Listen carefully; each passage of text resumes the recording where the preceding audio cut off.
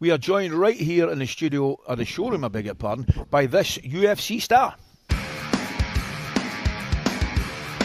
work there. Paul Craig can keep landing these elbows. Oh, these are nice. Big elbows from Paul Craig. Heavy attack. They're giving a shelling to Andre Muniz here. 20 seconds. Referee taking a good look. That's it. Paul Craig in a new division gets a big win in London.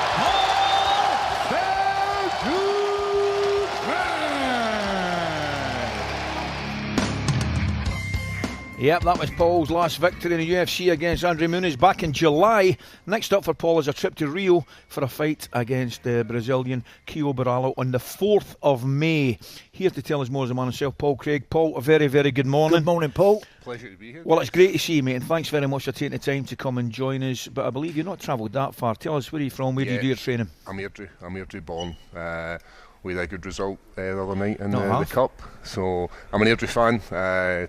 Don't buy into all this Rangers and Celtic nonsense. Coming from the west of Scotland.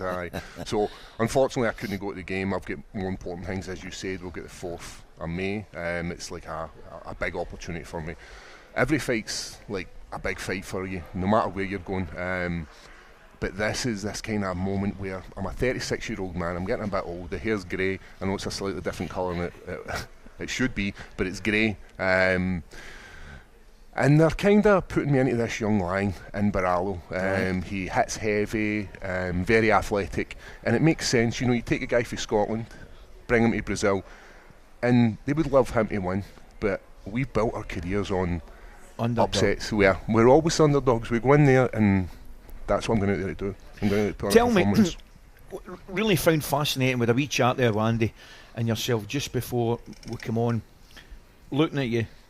Greatest respect, fantastic night, looking absolutely top class condition. In this sort of company, Ali, to be fair, wouldn't be hard, it has to be said, Paul. Competition around you is not fierce at this moment in time, but you did mention you've got to lose a little bit of weight, which I find incredible. You've got to lose the weight to make the weight for the fight. Yep.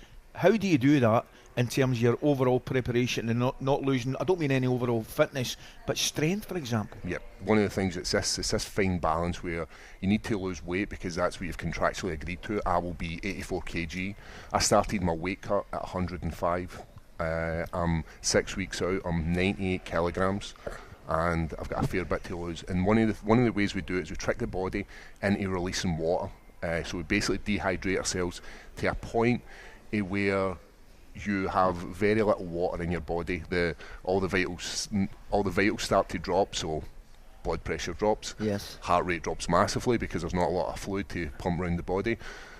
In doing this, you make the weight, and then within 24 hours you put it all back on. But it's dangerous. I was going to say, I mean, it's like so extreme, really, yep. Paul, to have to do that. So, is that the only way you can lose that amount of weight? Conventionally, you can't do it by just watching what you're eating and training harder. Yep, you can do it that way, but it's this advantage. You want an advantage against your opponent, and one of the ways we can do it is by manipulating the weight.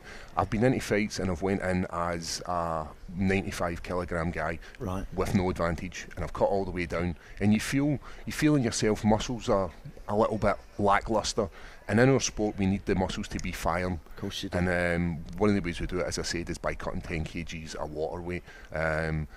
It can be a bit horrible, but see, when you get your hand raised at the end of the fight, it's like there's no feeling in the world at that, like having your face cut open, like, so I've got like a scar above my eyebrow. And in the last fight, which I lost, I was in Vegas, and the opponent, he drops an elbow, and the elbow just slices right across the top of my eyebrow, opens up bone.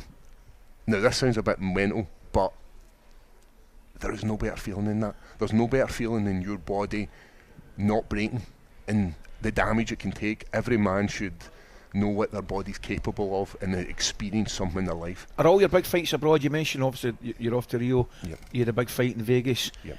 Most of your big fights, the vast majority of the fights I got are in the US. For some reason the US love the Scottish. Yeah. But the first time I was in Rio, they wanted to put a translator out with me.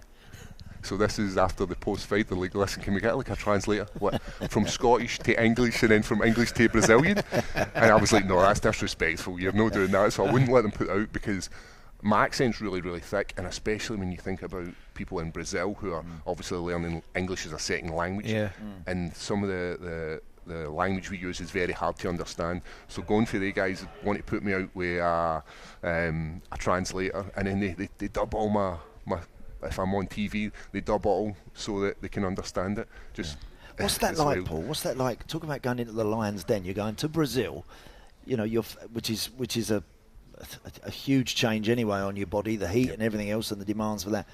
But what's it like fighting there, where you know that pretty much everybody in that arena, I'm sure, apart from your team that are travelling with you and maybe a handful of supporters and family, whatever, everybody's for the other guy. Yep.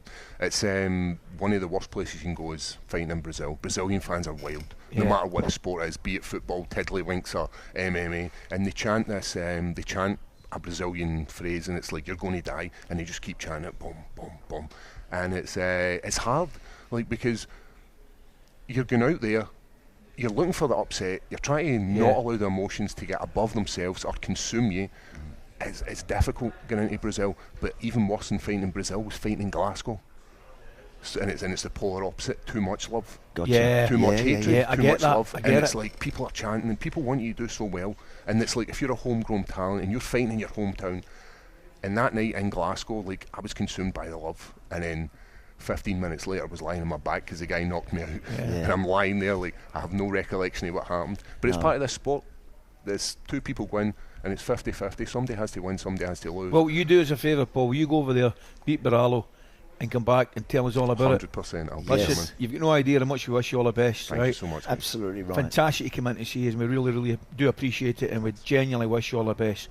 Best of luck, Paul. Go and get that result, mate. Thanks for joining us. Now, don't forget to subscribe even to talkSPORT's brand new MMA channel. talkSPORT Breakfast, waking you up Monday to Friday morning from 6 a.m. on AM, on DAB, via the talkSPORT app and on your smart speaker. talkSPORT.